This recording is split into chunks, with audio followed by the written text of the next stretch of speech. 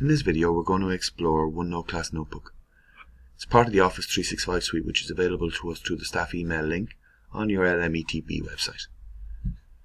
Select the app launcher, which are these 9 boxes, and click on Class Notebook. As you can see, it's simply 4 steps. We're going to create a class notebook, then we're going to look at adding and removing students, adding and removing teachers, and then managing notebooks once we've created them. So let's go ahead and click on Create Class Notebook. What we're going to do is basically follow these steps. Okay, so we'll start by naming it. We're going to call it Class Notebook Demo and select Next. The title is very, very important. Now, what will be created for us are these 3 specific areas. In effect, they're notebooks by themselves, but they're very important. The collaboration space is editable by everybody, so students and teachers can edit the content. It's brilliant for project work, but not so brilliant if you want to keep your templates safe and secure and non-deletable. For that, use the content library, which is the second section. This is brilliant for teachers. It allows you to publish all your templates and all of your guides and all of your lessons, and they can't be manipulated in any way. They're not editable by the student at all. They're only editable by you as the teacher. The third section is a private space for each student. In that private space, they can take content from the content library which you've published and manipulate it within that environment. You can edit in their workspace also. But, and the beauty of it is, the student can't see any other student's workbook. So as you can see, the next step, when we select the next button, is to give another teacher permission to use this class notebook. The reason we would do that is if we're team teaching, or if it's a case that you want to collaborate with another teacher in your department. For the purposes of this, we're going to leave it blank and move on to the next section, which, as you can see, step 4 is adding students. Those of you who've seen some of my videos before know that I always use rows, poor rows, and I'm going to put in both of them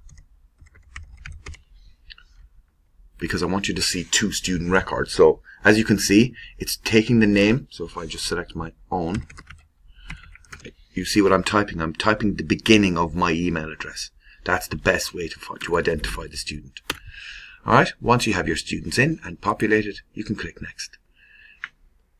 This real space, this is the last kind of design space. And this is where we get to see we get to put in whatever we like into the student's private workspace. So this depends on you.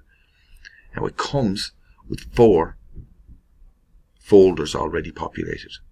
You don't have to have them. So we'll say we'll leave class notes.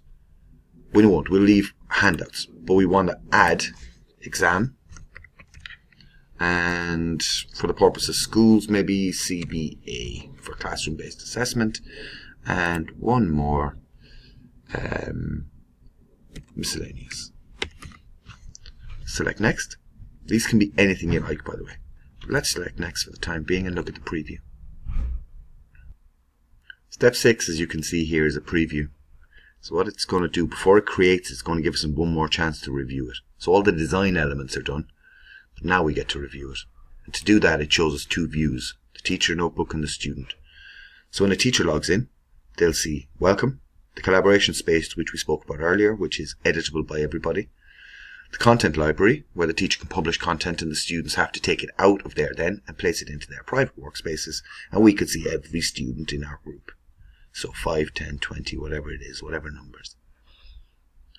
Students, what they see, they also see the Welcome, collaboration space and content library. But Rosaline here, she can only see what we put in her folders. So that's her workspace. She can't see Rose's. There's no direct route between them. So if you're happy with this, I'm going to click Create. And what's happening is it's going to send an email to me to say it's created as the class teacher. And it's going to send an email to the students to say it's been created on their behalf, and just click on the link. So while it's creating, it's good chance to have a talk about how we might use it. So as a teacher, I suppose it gives you one central area where student work is gathered. So that way you can check on progress. You can edit their student workspace, so once you're in there, you can see how they're getting on. You can see if any interventions need to be put in place.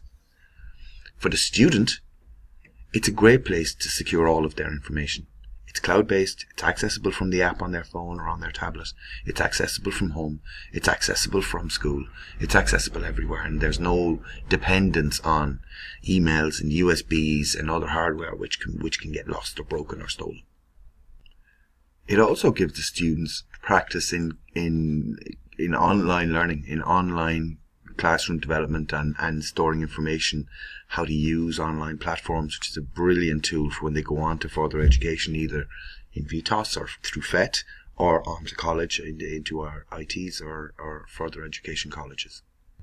Enough about that. So once it's created, as you can see, it's ready for us now. We have two options. We can open it in the native app if you have it installed on your device, or we can open it in OneNote Online. I tend to open it in OneNote Online all the time because it gives the content somewhere to default back to. So I always want my class notebooks to default back to Office 365. So when I'm offline and doing work on them, as soon as I come back online, they'll sync. And that's the beauty of it. So what we can see in our notebook is our welcome, our collaboration space, which we discussed, our content library, and every student. What these are in the welcome space, I tend to leave them in notebooks because they give you little videos, little 2-minute videos on how to use OneNote. So here's OneNote for teachers. Here's OneNote for students. A few basics and bits and pieces, and then how to try out a staff notebook. It's entirely up to you whether you choose to leave it in. I do, because it gives everyone, us and the students, the option to refer back to notes that may be a benefit to us going forward. So that's it. That's the goal of our video, is to set up our class notebook. I did say that I would discuss how to manipulate them afterwards. So select our app launcher again. Select class notebook. We'll come back out. I'm just going to close these tabs on the top. If we need to add and remove students to the notebook that we just created, we just select the tab. It opens our notebooks. Class notebook demo is the one I just created. It's going to open it as normal, and it's going to give us the option to add more students. So if I add J. Breen, poor Jackie, and that's it. It's as simple as that. Now I'm not going to add her because, as I said, she'll get an email to say it's done. Also, we can go back to our class notebook again. We'd say we want to edit the actual content. We want to edit the notebook itself. Well, what we can do is we can select our class notebook demo. We can send a link out to students or parents. We can create parent and guardian links to allow them to see what's going on and allow them have guest access. Collaboration space permissions we don't really need to worry about because they're all set by default. And we can have a teacher only section in the group. Again, if you're on your own, it might be handy for you to put in your notes and bits and pieces, but in general, I tend not to bother. And the last option is if I go back to the app launcher and we can add and remove teachers. So either a teacher leaves the team or your collaboration element is finished. You don't need to do it anymore. Alright, thank you very much for your time. Supplementary videos will follow on how to populate content and such in your notebook. But well done. Best of luck.